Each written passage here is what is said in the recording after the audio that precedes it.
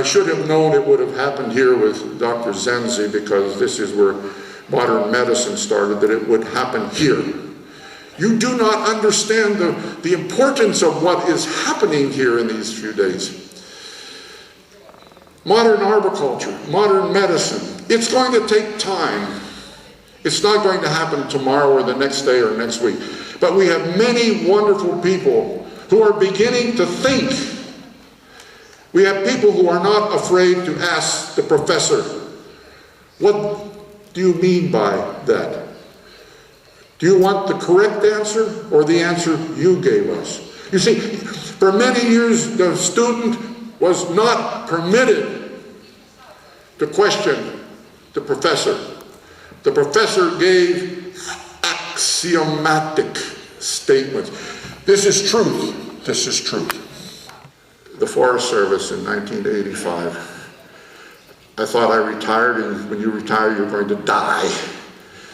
So if you're going to die, you better put whatever you want to say down fast. So I wrote this book. It has never been edited. It has never been altered from. It has grammatical errors in it, but it is now in its 10th printing. Okay, 10th printing. I then envisioned a modern arboriculture institute. I tried. I was beat down from every way. I tried organizations. Nobody would even hear me. They didn't even give me the respect to hear me, except one person began to hear me, and here he is right here. And we've been working since 1985 during that. You see, it takes time. It has taken 40 years for people to begin to understand how to remove a branch. That was done 40 years ago, ladies and gentlemen. Now there are people who still do not understand branch collars. It takes time. It took 50 years for the helix to become somewhat known.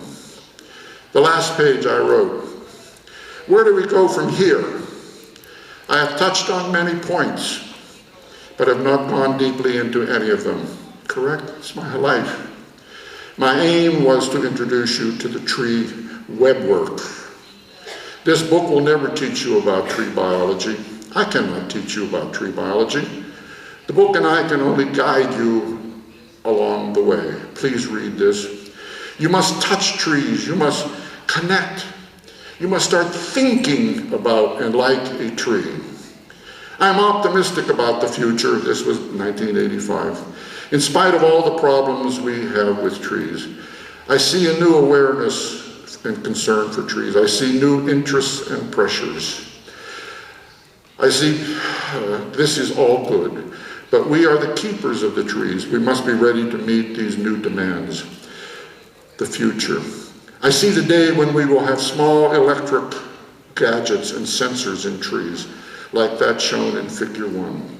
I've done this already with physicists 40 years ago. All of this. We put sensors in trees. It is receiving signals on the electrical charges in the trees. Let me take a diversion in pathology. The very first event measurable that goes wrong with any living system is the electrical system. It is receiving a signal on the electrical changes in the trees. Such sensors could be attached to trees and through telemetry send signals to a computer that will unscramble the information and give a printout. I can see it now. The red light is on. The tree at the corner of Main and Elm has been infected, or somebody has just made a flush cut or put wound dressing on. Why not? I believe it can be done, and this will be the early warning system of the future. Indeed, the future holds many new and wonderful things. Not to drift from being optimistic.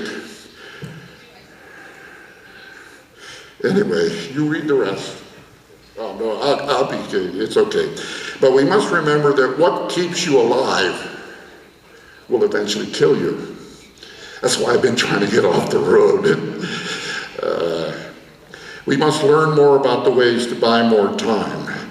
A time game is what life is all about. Time for health. We must understand the bends in the curve, the points where it gets too expensive or difficult to maintain any condition. So much is free. To get a little more costs a little more.